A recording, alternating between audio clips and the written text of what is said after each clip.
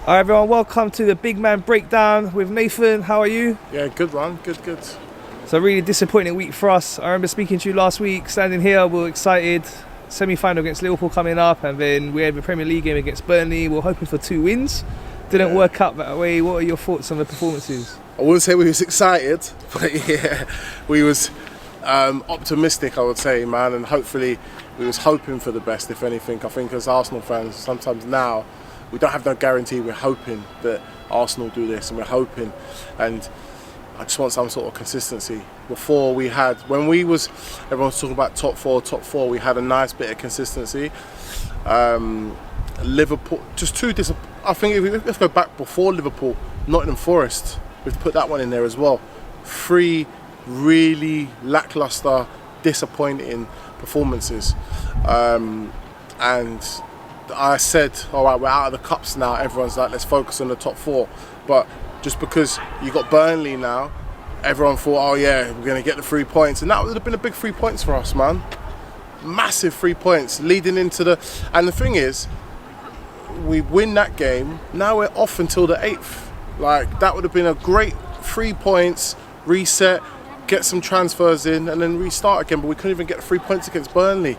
Yeah. So... Alright, the Liverpool game, we understand Liverpool's a difficult team, you know, we couldn't break them down. Not that Liverpool team, but yeah, go on. They played well, you know, and you can say that one, alright, you can understand the performance, struggling against them, but against Burnley, bottom of the league, we couldn't break them down. What are your thoughts of Arteta's tactics? You know, I was speaking to you after the game and saying to you that maybe he could have changed it up, thrown a couple of younger players on, but also, like you were saying as well, maybe bring Tavares on, and just try and change something up. It just seemed like he didn't do anything until bringing in Nketiah. And then that was too late. I've been saying this for such a long time now, yeah.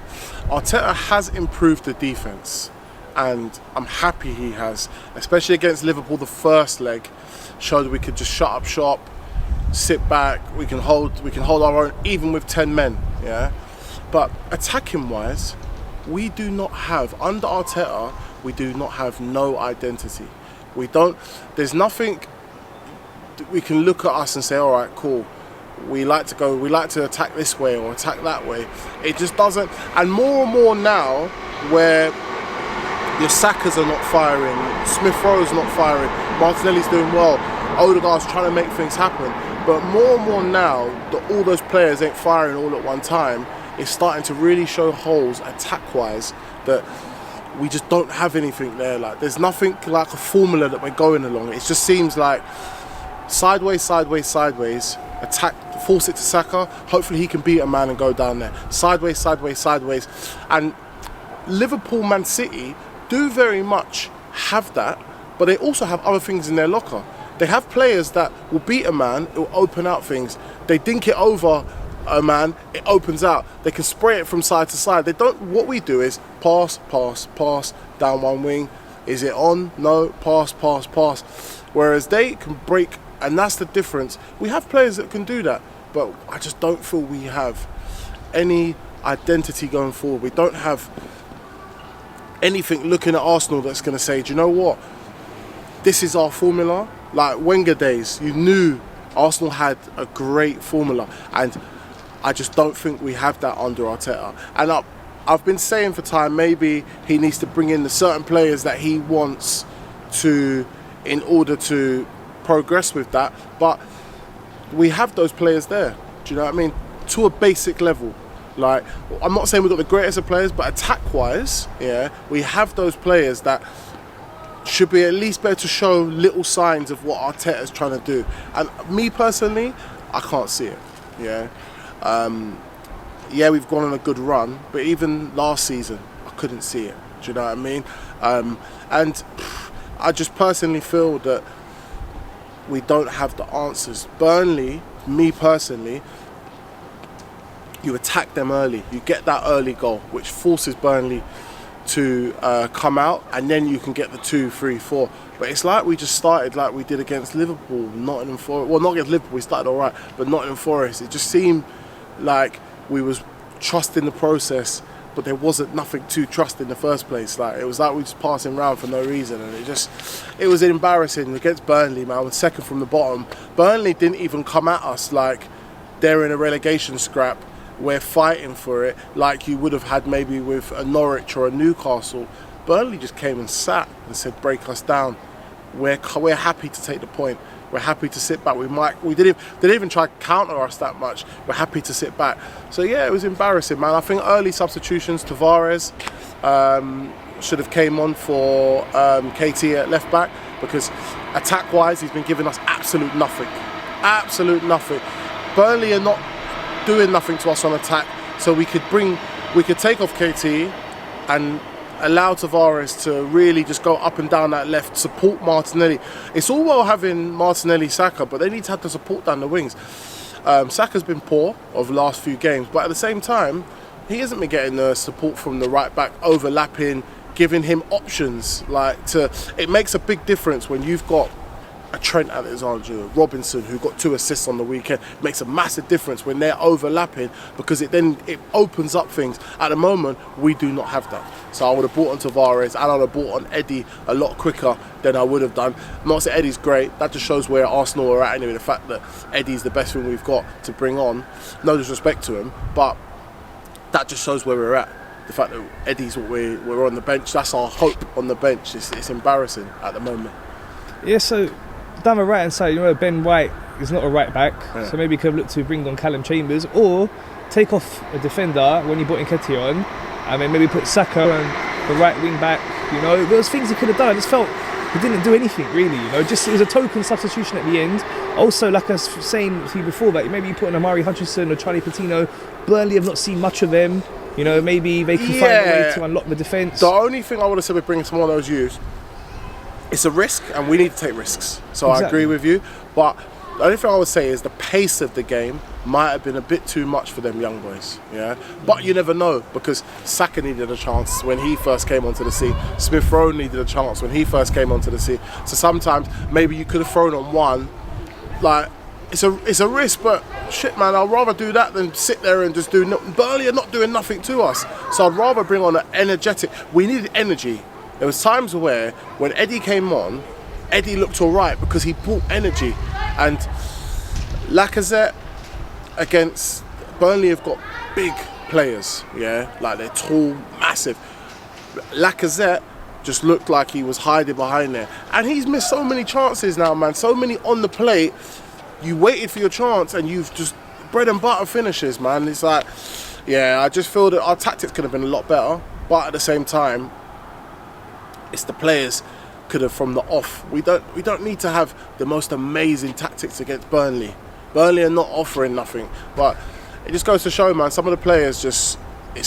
I said to one of the guys at half time in the Burnley game, let's not wait until the last 10 minutes and then up them pace and go at them for the last 10 minutes. Let's up that energy where teams bring in the last 10 minutes. Let's up that from the off. Burn out in the first 45 minutes, and then you can soak off against Burnley. You can sit back and soak it up. But if you're not burning up in that first 45 minutes, let's try and get that game wrapped up by half time. I didn't feel that happen. I feel it was lacklustre. I feel that we thought, it's Burnley, the goal's going to come at some point. And I feel that we should have just taken it to them from the off. And Okay, and talking about tactics, so just looking at tactics from a different point of view. So we have coaching backgrounds, not so much in football, but other sports. Do you think that they should, not just us, but teams in general, should look to have, like they do in basketball, different game plans? So you have a plan A, B, C, but not let you say, we'll wait till half time, or wait till 20 minutes into the second half. Maybe you say 10 minutes we're going to play like triangles, short passes, 10 minutes we're going to put crosses in the box, another 10 minutes we're going to do long balls. You know what I mean? Just like trying to change it, because that way you're trying to catch the other team that's just sitting back off guard. Yeah. Because they're set up thinking, right, they're going to play this certain way. And then they know half time you might change something, you might change something in the second half. But maybe you have, like in basketball, obviously they have a timeout, so they have more time to plan their tactics, but they have a break during the quarters. But maybe before the game, Arteta can put a plan together and say, okay, we'll try this for 10 minutes. If this ain't working, we switch up to this. We might go back to what we're doing, we might go to a plan C. It's changing it up. I think, yes, tactics, but I did see a lot in that game. It went from passing to long balls. It was like ping pong at one point, balls going over the top and things like that. So I just feel we didn't have no answers, and I feel even tactics wise, the players was not up for the game no matter what tactics you put in there. Yeah. Yes, Arteta as a manager needs to install tactics, but at the same time, you've got to have the players that are going to want to deliver those tactics, yeah? And it's different with obviously other sports where you can just go in and out. Basketball, you can keep on changing. Yeah, play that player off, he's not delivering the tactics I want. And that's where I feel, but these players, and that's where a good bench, yeah, it allows us, when Smith Rowe was on the bench, and that's the level of player we're bringing on, is Smith Rowe from the bench. When certain players are not following the tactics, like Tavares at Nottingham Forest, he took him off after whatever, said, look, you ain't following the game plan I want you to follow, I'm going to have you off. And I think that's the difference, yeah. We are lacking the players to follow the game plan that Arteta wants, yeah. But at the same time, I don't feel Arteta, attack-wise, has the greatest of tactics to install. So whether this whole thing with a 2-year contract and all of that sort of stuff, I'm not saying get rid of Arteta, we'll judge him at the end of the season, yeah. But I do feel that if we're going to go spend and get these attacking players that Arteta wants, then you have got no excuse. I want to see this style of play. These are your players. And that's why I feel that, yeah, it's a bit of both. The players have got to be up for it. But also as well, you're the manager. They're the ones that they can't sack the whole team. It's the manager that's going to get the sack, so it's on your head. So I do feel, but he's meant to be a tactician. Do you know what I mean? Tactician. So I haven't seen it yet. I've seen the defence get better, but that's about it, to be fair. Yeah, let's hope he can improve us going forward. Sorry, yeah.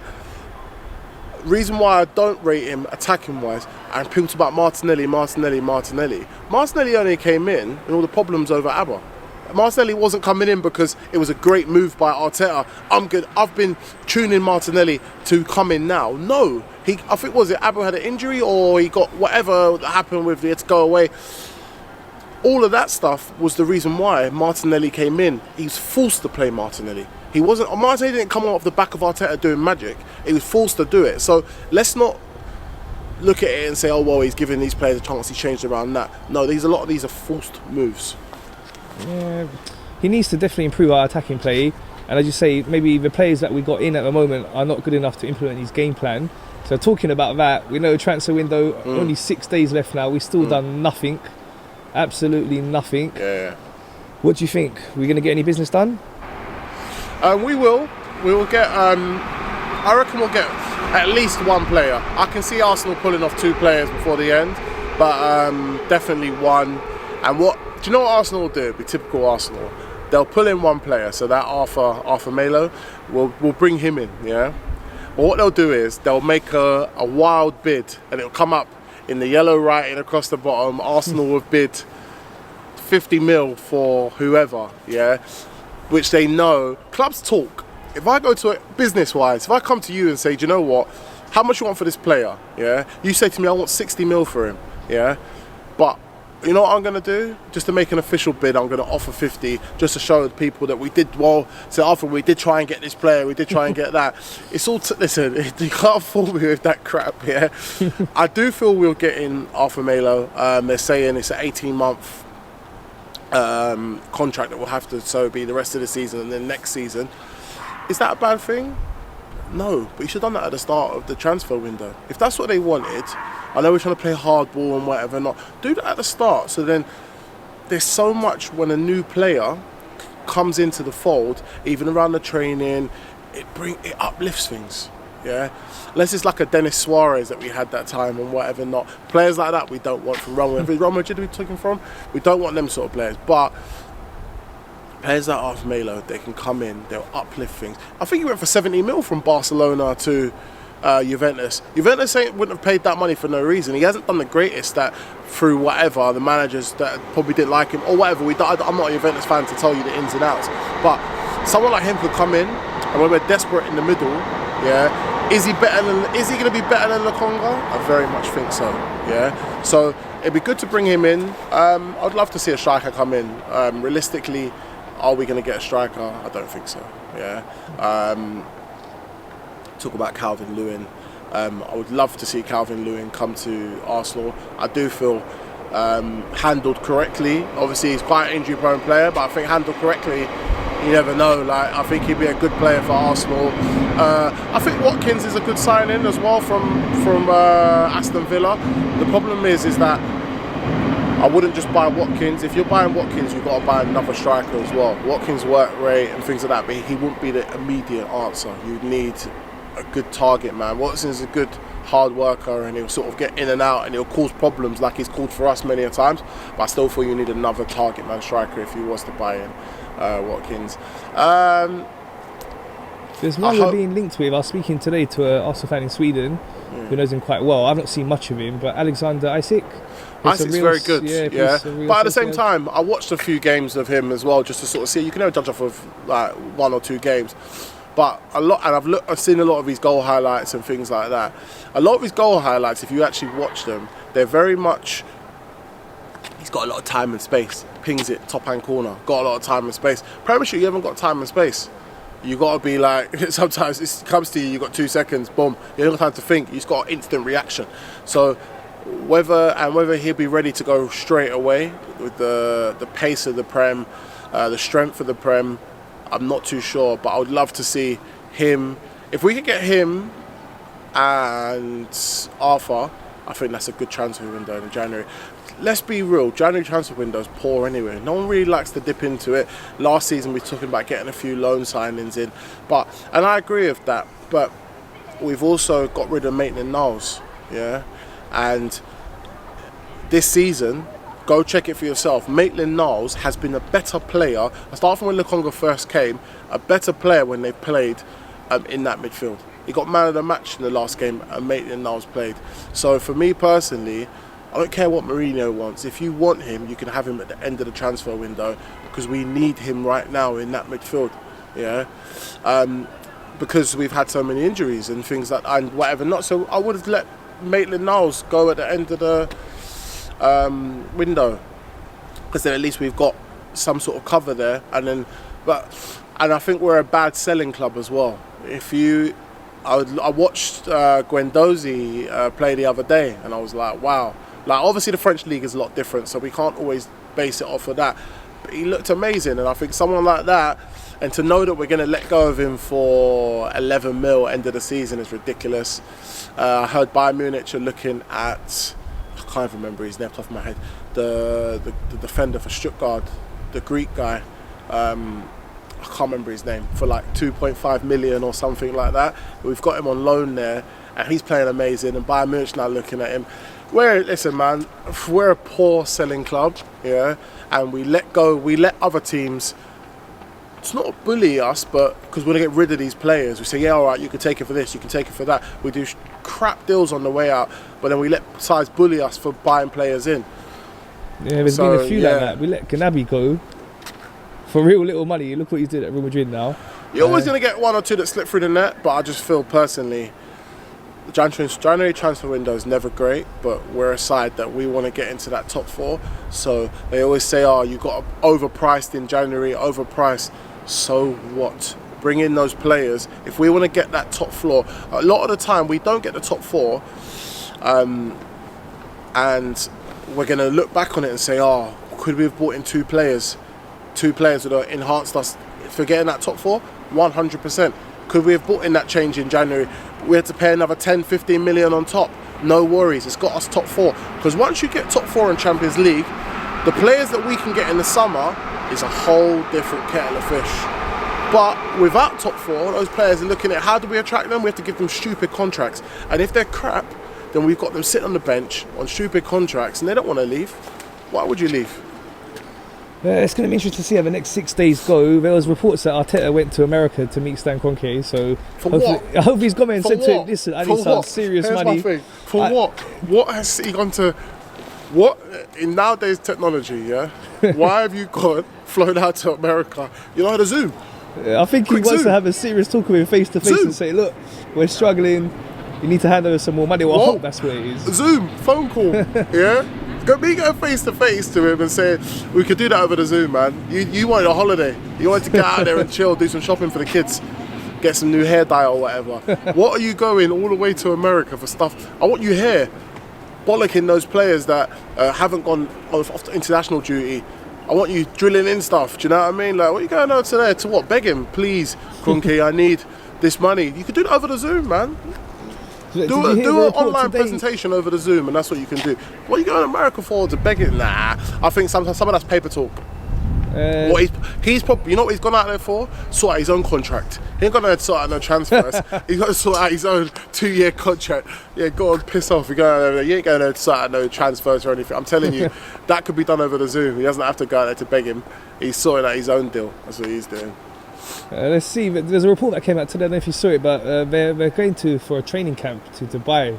We got a big break. That's the same. That's the same one he went out to Dubai last time, and then we come back and him and Guendouzi are arguing. Guendouzi's out the squad. They're announcing the squad to go to Dubai, and they're saying that Aubameyang's not in it. Yeah. And the reason they put in the report I read is that they're going to leave him in London to work on his fitness. Okay. But they're also saying that we're willing to consider a transfer for him. Surely. Sorry to cut you. Yeah. If he's going to work on his fitness, what are these other players going to Dubai for? Exactly. What are they going to Dubai for? Yeah, so it makes you suspicious to work on their fitness. That it's likely either we're selling him or Arteta just doesn't want him around the squad. He doesn't want him. Listen, Arteta, like I said to you, it's all schoolboy tactics. Yeah, he's put him in the naughty corner. Yeah, he's got attention after school, and that's how he's dealing with him. But wait a second. I get all of that, and at one point everyone was like, we don't need Abba back and all that sort of thing. I agree, but I also think I'd rather have Abba on. He has to be on the bench. If we've got Amari Hutchinson, those sort of players, they're great youth players, but he has to be on the bench. Give him 20 minutes. Go on out there, because you know Abba's the best when he has to prove a point. Yeah, coming off the bench, 20 minutes, do your burst in 20 minutes against Burnley. You telling me last 20-30 minutes bringing Abba on against Burnley? His pace behind the. Come on, man! Like, let's put all that shit aside and do what we need to do to get top 4. If that's bringing him back, forget all this. Then sack him off at the end of the season. Do you know what I mean? Try to sell him then. If you can't sell him now in January, he doesn't want to go to wherever that Arab country was going to pay him. He doesn't want to go there. He loves London. Loves his little gold card in London. So he ain't going to want to do all of that. So I said to you, just put him on the bench. You can still bully him from the bench, give him 20 minutes, throw him in. But all of that is, honestly, it makes me mad seeing that sort of thing. Let him sit on the bench. Some games, don't bring him on if you don't feel if we're winning, you don't want to bring him on, let him stay on the bench. If you want to treat him like that, treat him like that. But don't do that and we're not getting the results in and you're still paying him. So when you're not playing him, you're still paying him his 350, 300 bags a week. 100% you are. So let him be on there. In training, bollock him, keep him going. It's crap, man. Like, I think sometimes all these little feuds and things like that, I get it, you want to install these things, but at the moment now, we need to get top 4. So do what you need to do to get top 4. Then after that, say see you later, man. Yeah, I think without knowing exactly what's gone on, it's difficult for us to say, but it's come to a point that even if we get a striker in and we still haven't sold Aubameyang in January, he needs to integrate him back in the team. Because as you said, it's going to make our squad stronger. 100%. You know, and you know, if he finds some form, he comes on, as you say, off the bench a few times, gets a few goals, he might find some form, he might be able to start him some games, and you know, he might be the difference for us getting top 4 or not. Don't integrate him in the last 2-3 games when it means jackal. Yeah. Integrate him now. He doesn't, even if you're treating him a certain way, have him on the bench. If you're saying you're keeping him in London to find his fitness, okay. So when we start back on the 8th, I want to see him on the bench then. Because if our bench is that bad, which it is, he should be on the bench. You mean to tell me he's not bench level? Like, he is. Regardless of what's gone on, don't play him on, do you know what I mean? If there's certain games, but against Burnley, I would have liked to seen him come on the last 20-25 minutes, regardless. Give him 20 minutes. Bring on Eddie first if you want to be spiteful and then bring him on. But give him 20 minutes, man. We had no answers against Burnley. It was poor. All right, so looking at our top 4 chances and looking at some of the other big games that happened last weekend, Man United played West Ham. We know they're 2 teams that are competing for the top 4. Unfortunately, Man United got that last-minute winner. It would have been great for us if it ended up a draw. What are your thoughts on that? Getting the job done. Simply getting the job done. I watched that game and yeah, like I said, they got it done in the last seconds and whatever, but big 3 points. Yeah, Man United will look up now. They can build on that. They've got the 2 weeks to do that. They can look to build on that. They've been getting those last-minute wins as well. Tottenham last-minute wins. Like, these are the kind of wins that will get you that top 4. These are the kind of ones you look back on the season and say, thank God we got that draw. Thank God we scored that last minute. Thank God we got that win. Do you know what I mean? Games where Arsenal against Everton, for example, we might look back on that. And was it Everton? Yeah, Everton, when they beat us. Yeah, I think it's 2-1, scored whatever. We look back on those games and say, Jesus Christ, we should have got the draw there. Yeah, that would have been a point. And it's little games like that. And Man United at the moment, do you know what I mean? That's a big 3 points against West Ham. Those are the games you need to. And there's no point Arsenal doing it against those teams in and around, and then not doing it against the bottom teams where they should be easy, slap them up, continue. That's how it should be. And then the other game was Chelsea-Tottenham, and Chelsea won that one, 2-0, quite comfortable, so that was good for us because we know Tottenham got a lot of games in hand. We never want Tottenham to win anyway, but it was really important that they didn't win that one because now... Big 3 points. Yeah, that's Chelsea. I think Chelsea kind of, with their squad, Chelsea are not really going to be in the Chelsea top 4 are not mix. in our... The thing is, yeah, this reminds me of... I've forgotten who said it, but where the teams are all slipping up and everyone's slipping up around each other, reminds me of the year that Leicester won the league. Yeah, heard that a few times now, and it is very much like that, where teams are slipping up. Man City are just sort of running away with it. Obviously, they slipped up as well, but it's a big 3 points for Chelsea. Always love to see Spurs lose, but at the same time, we have to go to their ground and slap them up. So it's like, there's no point. All of these little losses, and us from an Arsenal perspective looking at this team lost, but we have to win. Otherwise, it don't matter what the other teams are doing, because all that's happening is no one's watching Wolves slowly win games and catching up with the rest. No one's watching that, so Aston Villa doing a little bit better as well. So, but they're not affecting us. But what I'm saying is that all the other teams that are winning and making it look all right for us, we've got to get the win as well, man. If we ain't getting 3 points, we can't even watch any other teams. It's top 4. I don't really. It'd be good. Listen, if we finish fifth place, yeah, and it was a good run for the top 4 and we just missed out, then you could say, all right, fair enough, yeah. But I don't care about Europa. I honestly do not care about Europa League. I care about Champions League, yeah, and our team progressing. And at the moment, it's looking paper thin squad, and it's not looking too good. Okay, so we would say that obviously Man City, Liverpool have the top 2 places. Chelsea looking likely they'll get third. So there's only really one place up for grabs. Looking at it now, you say it's between us, Tottenham, Man United, still West Ham are there. You know, maybe a couple other teams might get into it as well. There's only really one place to fight for. How confident are you that we can get top 4?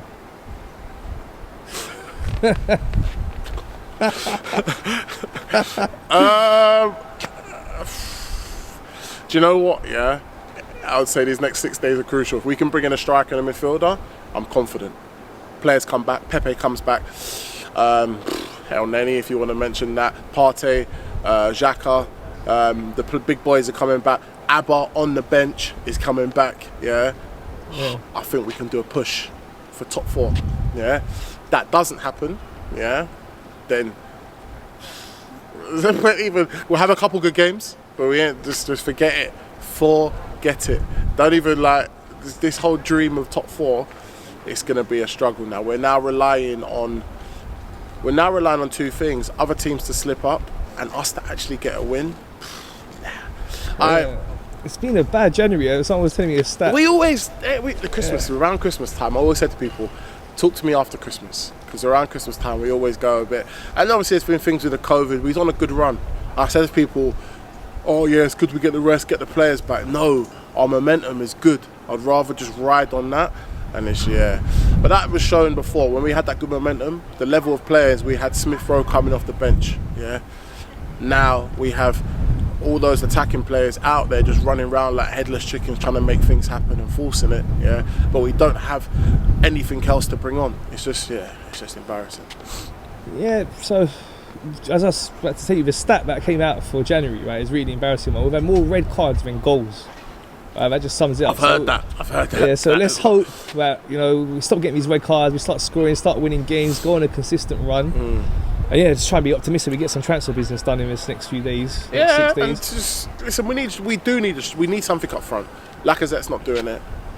He drops deep, does good link-up play, brings in the other players, great. When it comes to up front, and if those players ain't scoring, Martinelli's had a few great games where he's been the difference for us scoring-wise, but like I said, you've got to be banging in goals. You're a striker. End of the day, you are a striker. I'm not judging those midfielders, I'm judging you as the striker. You've been put in those good positions, and you ain't finishing. Man, it's embarrassing. You see, at the moment, we do not have the minerals or any capability to get top 4 if we are not scoring goals. If we're going to be doing that hit and hope and whatever not, Saka's shooting reminds me of Theo Walcott back in the day. Yeah, shooting through players, getting into positions. You can see what he wants to do. You have not got that at the moment. If I was him, you're talking about leaving Abba at home. Yeah, I'd have Saka. He's going to play off to England, won't he, for the thingy? But Saka would be, I'll get in a good, same way you got in this corner specialist from Man City. I want a good shooting coach, and he's just working with Saka 24/7. You add that to Saka's game where he can finish, we are dangerous. But yeah. Okay, so then just to finish with, looking at the Premier League title race now. So many people saying it's over, City are going to run away with it. They had a slight slip up, you know, drawing. It was the first time in 12 games they've not won a game. Slip up's not a draw. I mean, sorry. A draw's not a slip up. Yeah, normally, that's what I mean. The standards they set. For Man City, that's just a bad day in the office, and they're still getting a point. So the thing is now, if Liverpool do win their game in hand, they could cut the gap to 6 points. Yeah. So do you think there's still a title race on? No. No, you think they're going to run away? Title race is done. Like, it's not done. I think Liverpool will push them, and I think Chelsea will start to go on a run of games as well, if they can get Lukaku scoring. But my thing is this: when it comes, you know where things start to change, and even those top 3, things will start to change when Champions League comes back into play. When Champions League comes back into play, attentions then move over a little bit. But these teams have the squad. Man City has the squad to still go Champions League, still come in and say, you know what, yeah, Foden, it's your turn to step up. Goodison, it's your turn to step up. Mahrez, have a go. Sterling's coming into form. They're too good at the moment, too good. And you never know how these players are going to come back from African Nations Cup as well. Like, yeah, how Mane, how's he going to come back? Is he going to come back tired? Do you know what I mean? It's because Africa, it takes a lot out of it. This is a big tournament in another country, different heat, different altitude. It's different. So you never know how these players are going to come back. I remember back in the day, Aboué used to go off to Ivory Coast, and those players to come back different players, because it's like when these players go to this is why we shouldn't have played Partey as well, not to go off on things, yeah. But when we had the Euros, yeah, they come back. What do we say? Oh, they need a rest. They had the Euros. Gotta give Saka a couple of weeks and whatever. Not, yeah. But instead, Partey comes from a plane. We're like, yeah, you got to play, my man. What do you mean? Rest? Get your ass on there, yeah? It's crazy. So with players like Mane, Salah, I think with their 2 main guys just playing a major tournament, coming back, I think that will be, and then Champions League will kick in, and the other cups that they're in, I think Man City will have the squad well enough to go on, man. Okay. Let's see how that plays out, and like I say, for us to see what we do in the next week or so. Hopefully we get some transfer business done. Yeah, hopefully we will, but yeah.